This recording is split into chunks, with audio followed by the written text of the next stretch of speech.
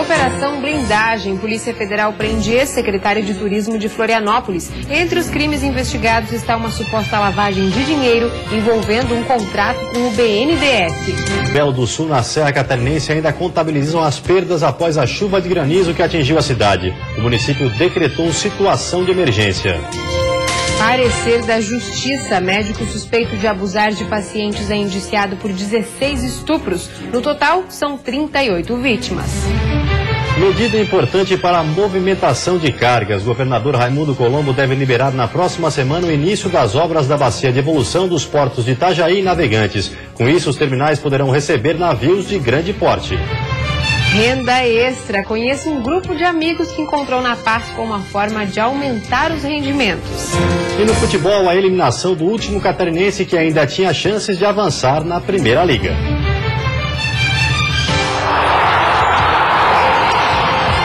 O Band Cidade desta quinta-feira já está no ar.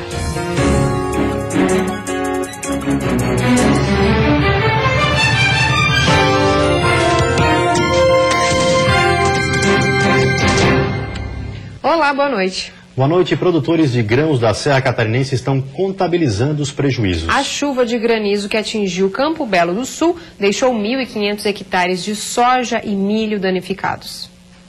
Por conta dos estragos, a Prefeitura de Campo Belo do Sul decretou situação de emergência. Plantações inteiras de milho e também de soja foram afetadas pelo fenômeno.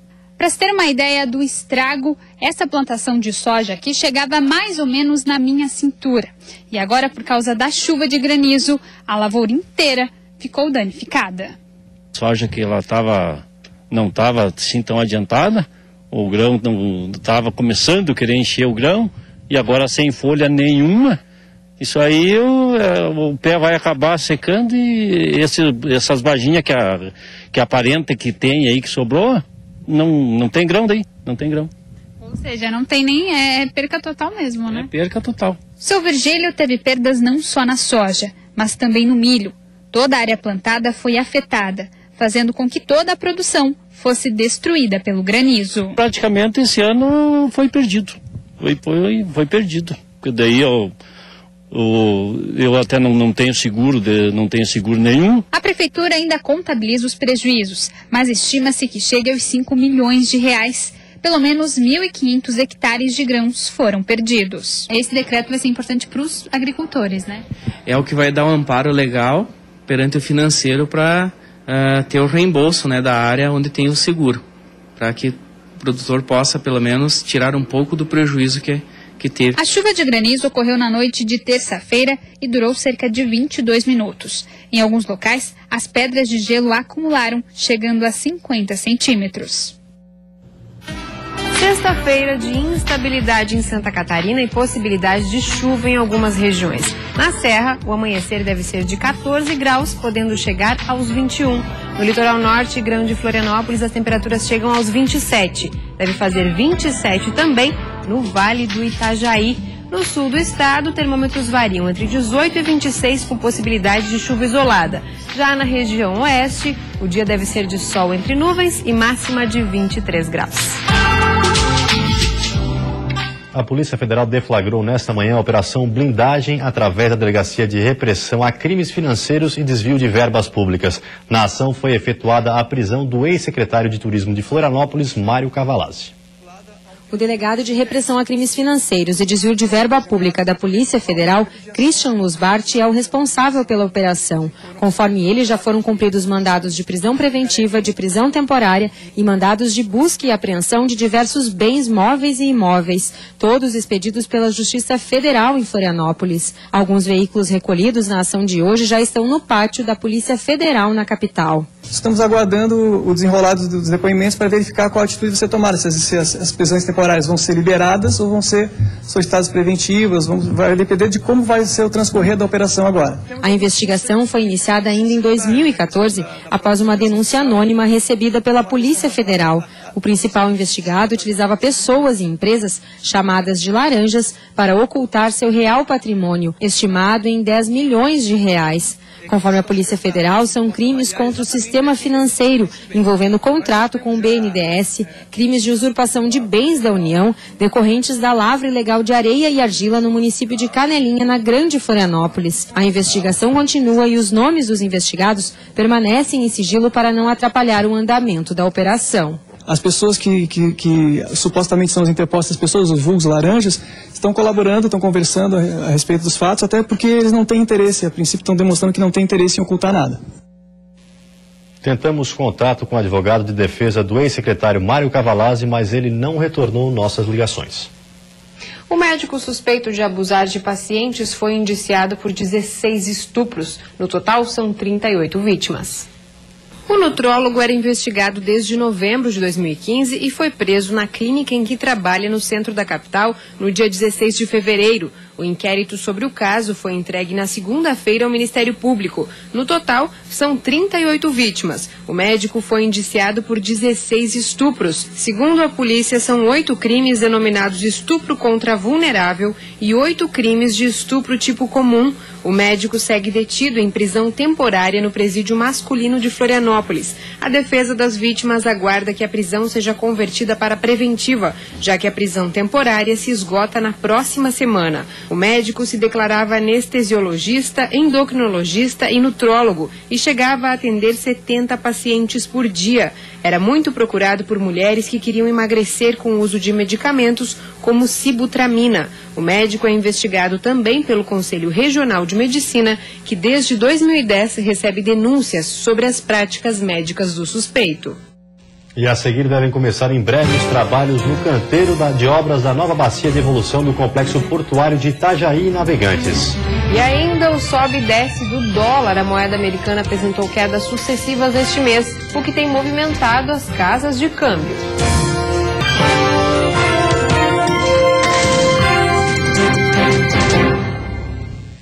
O governo do estado autorizou a empresa Triunfo a montar o canteiro de obras para o início dos trabalhos da nova bacia de evolução do complexo portuário de Itajaí e Navegantes. A obra tem o objetivo de permitir que os terminais recebam navios maiores, aumentando a competitividade de Santa Catarina em relação a outros portos do país. O porto, naquela dimensão e atendendo a navios daquele porte, ele vai se tornar obsoleto. É fundamental para a competitividade da economia do Estado que a gente permita o acesso de navios de maior porte, que são os navios que estão, né, sendo exigidos pela questão econômica do mundo inteiro. Navio de grande porte em direção à Ásia, eles, na situação atual, eles estão ficando inviáveis de operar em Itajaí. Por isso essa obra é tão urgente. No ano passado, o Porto de Itajaí, que já foi considerado um dos principais terminais do país, acumulou uma perda de 50% nas movimentações, principalmente em função do mau tempo.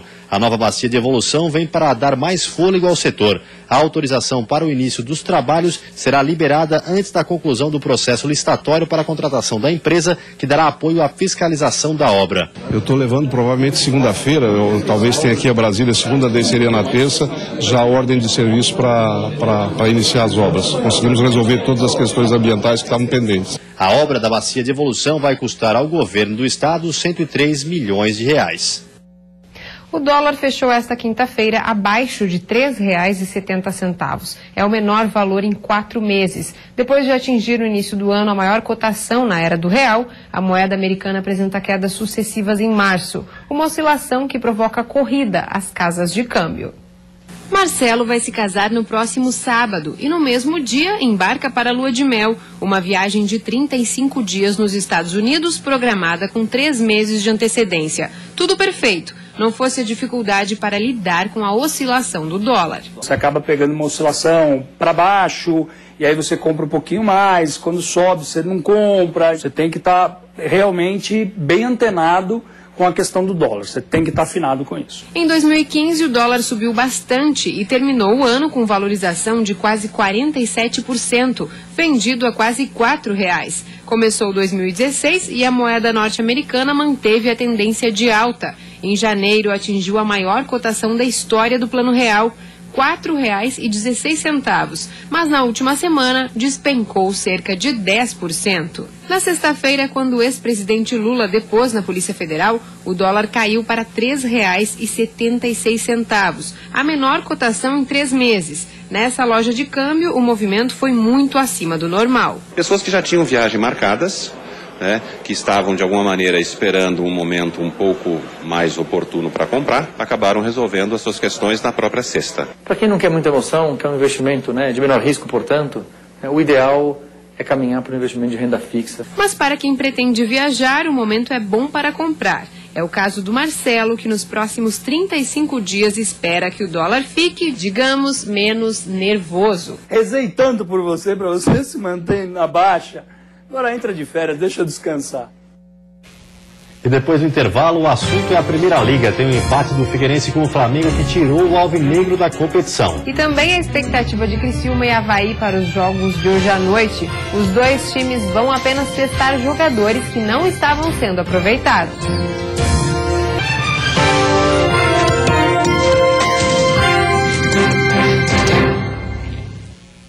Futebol, o Figueirense até que jogou bem e poderia ter vencido a partida contra o Flamengo, mas ficou mesmo no empate e acabou eliminado da Primeira Liga. Flamengo e Figueirense se enfrentaram pela Primeira Liga, valendo a classificação para as semifinais. O Flamengo podia até perder, mas tratou de pressionar o Figueira. E se faltava um pouco de emoção no primeiro tempo, a zaga rubro-negra colaborou e muito para que o Figueira abrisse o placar.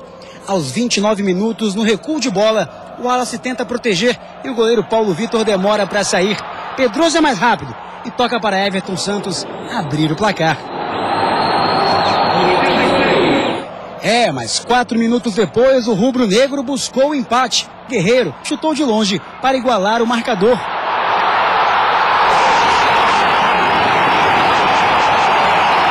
Na segunda etapa, se sentindo ainda mais em casa, o Mengão foi para cima. Apoiado pela torcida, o Flamengo continuou pressionando. E foi por pouco que o Mengão não conseguiu a virada em Brasília. Nesse lance, Gabriel acertou a trave. E no rebote, o goleiro Gatito Fernandes defendeu o chute de Guerreiro. No final do jogo, quase o gol do Figueira. Dar oportunidade a outros jogadores. Esse é o objetivo do técnico do Avaí para o jogo de hoje contra o Coritiba pela Primeira Liga, já que o Leão só cumpre tabela. Muita gente pode dizer que o jogo de hoje entre Coritiba e Avaí, lá no Couto Pereira, às 15 para as 10 da noite, não vale nada. Em relação à competição, esse jogo de repente não vale nada, mas para nós e para muitos deles ele vale muito. Já eliminado da Sul-Minas, vai ser aquela velha história de dar oportunidade a quem não vem atuando muito. Isso já começa pelo gol. O terceiro goleiro do Leão, Vitor, está no time titular. Kozlinski fica no banco e Renan nem viajou. Na dupla de zaga, Célio Santos vai sair jogando pela primeira vez, ao lado de um estreante, Antônio Carlos. O volante Rafinha se recuperou de lesão na coxa. Volta a jogar depois de um mês fora. E no ataque, Yuri está confirmado depois de se recuperar de um problema estomacal. Então o time que deve ir a campo é esse. Dos que vinham sendo mais utilizados, apenas Diego Jardel vai para o jogo como titular. Para quem vai mostrar seu futebol pela primeira vez ou quem precisa se reafirmar no time, a palavra é oportunidade. O jogo de domingo passa pelo jogo de quinta-feira. Então a oportunidade bem aproveitada, essa oportunidade bem aproveitada vai fazer com que eles, de repente, gerem essa concorrência e que no domingo a gente tenha uma equipe mais preparada ainda. Quem também vai aproveitar o último jogo na Primeira Liga para testar os jogadores é o Criciúma, que enfrenta o Fluminense no Rio de Janeiro às 9h30 da noite. O jogo de hoje contra o Fluminense não vale nada para o Criciúma, pelo menos no que diz respeito à classificação para a próxima fase da Primeira Liga. Agora, para quem vai jogar é uma chance e tanto. A gente sabe quanto é importante jogar contra um time desse porte, e aqueles que vão atuar com certeza estão tendo uma oportunidade muito boa que vão fazer valer a pena o empenho, a luta, né, e brigar sempre pela vitória. Isso porque o time que vai entrar em campo hoje é recheado de garotos da base. O goleiro será o David, na lateral direita, Eduardo. A dupla de zaga terá Nino e Jansson, com Marlon na lateral esquerda, todos da base. No meio, Ricardinho, Alex Santana, Natan e Wellington Saci. E na frente, Bruno Lopes e Roger Guedes. Apesar de dar chances a mais jogadores da base, o técnico Roberto Cavallo vai manter a estrutura do time. No mesmo esquema que jogamos contra o Avaí, só que muda o perfil dos jogadores, né? Nós ganhamos na criação com 2 meias, que é o Alex e o Natan, e perdemos na marcação, né, que seria Douglas e Barreto. Então o time fica mais ofensivo, mais técnico, porém mais exposto. E a CBF divulgou hoje à tarde a tabela da Série A do Campeonato Brasileiro, que começa no dia 14 de maio. Por enquanto, foram divulgados apenas os confrontos de cada rodada. As datas e horários devem sair amanhã. Na estreia da competição, o Figueirense joga em casa contra a Ponte Preta e a Chapecoense enfrenta o Internacional em Porto Alegre. E a seguir foi assinado nesta manhã o contrato para as obras da última etapa de restauração da Ponte Hercílio Luz. E ainda, diante da instabilidade econômica, a Páscoa está sendo vista por muita gente como uma oportunidade de renda extra.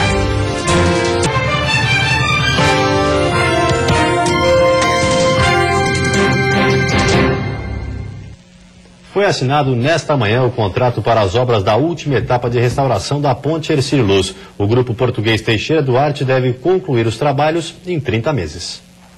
Em coletiva de imprensa, o secretário de Planejamento de Santa Catarina, Murilo Flores, com o apoio dos engenheiros do grupo responsável pelas obras, explicou como vai funcionar a última etapa dos trabalhos, que tem um valor de 261 milhões de reais já garantidos. O BNDES, que já era o agente financeiro, vai aportar mais recursos dentro do nosso contrato existente e o que falta ainda vai ser através do financiamento do Banco do Brasil. É uma menor parte, a parte do Banco do Brasil. Então, esses agentes financeiros já estão contactados, são dentro dos contratos existentes, não houve nenhuma objeção. A etapa anterior da restauração foi executada pela empresa EMPA e foi concluída nesta semana, um mês antes do prazo previsto. A chamada Ponte Segura tem 4 torres ligadas por 5 treliças, formando uma estrutura que sustentará a ponte durante o restante do trabalho de restauração. Nós estamos há mais de 30 anos com essa obra parada, então ela realmente tinha que ser entregue. Nós demos conhecimento a todos os órgãos de fiscalização, de controle,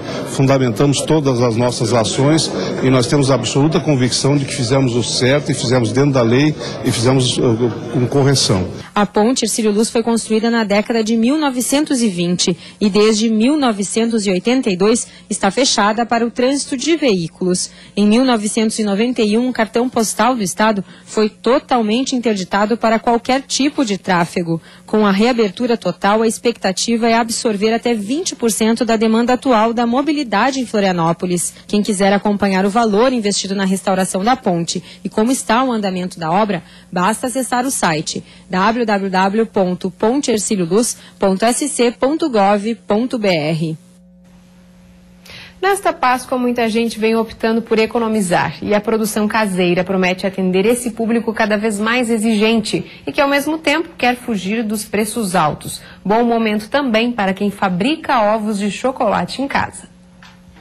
Tauana e os amigos decidiram inovar. O grupo já fazia palhas italianas, uma espécie de brigadeiro com biscoito, e agora está produzindo ovos de colher, a moda desta Páscoa. A ideia é exatamente essa, é meio ovo, meia casquinha do ovo, com brigadeiro gourmet preparado como recheio. A ideia é degustar ele de colher. Os preços variam de R$30 a R$35 e eles garantem que mesmo usando ingredientes de primeira qualidade, estão conseguindo lucrar com os doces. A gente sabe que todo mundo está um pouco apertado nessa Páscoa, então o que acontece? A gente conseguiu colocar, usando o chocolate de primeira linha, num preço bom para o consumidor e para a gente também, para a gente lucrar um pouquinho. As vendas são feitas sob encomenda no boca a boca e através das redes sociais. A expectativa é incluir o produto no cardápio o ano inteiro. Para a indústria de chocolates, esta Páscoa veio com um aumento de 13,6% nos produtos. Mesmo assim, a expectativa é passar pela data com queda de mais de 3% nas vendas. Os dados são da Confederação Nacional do Comércio e podem ajudar a explicar por que o trabalho feito em casa vem ganhando cada vez mais espaço. Dona Bia é professora aposentada, mas já produz doces há 20 anos. Para ela, a aposta são os detalhes. Cada ovo que sai daqui é uma toca de coelho decorada com perfeição. um trabalho feito de coração, dá para se dizer assim, eu acho que tem outro valor estimativo, né? Então, o trabalho artesanal, eu gosto muito mais de dar uma coisa feita por mim do que comprar na loja. A produção, que estava interrompida há 4 anos, voltou por influência da neta, que, ao que tudo indica, logo vai ajudar a avó. Os presentes que começaram entre a família agora ganharam a vizinhança e uma forcinha da tecnologia. O WhatsApp é o que veio bater tudo, porque na hora que a pessoa recebe, tu bate a fotografia, eu utilizo muito. E antes de encerrarmos, uma olhadinha no trânsito da capital. Aí você acompanha imagens ao vivo das pontes Colombo Salles e Pedro Evo Campos. Movimento intenso nos 2 sentidos. E agora em Florianópolis, 25 graus. E vem aí o Jornal da Band. Uma ótima noite para você. Até amanhã. Boa noite. Até amanhã.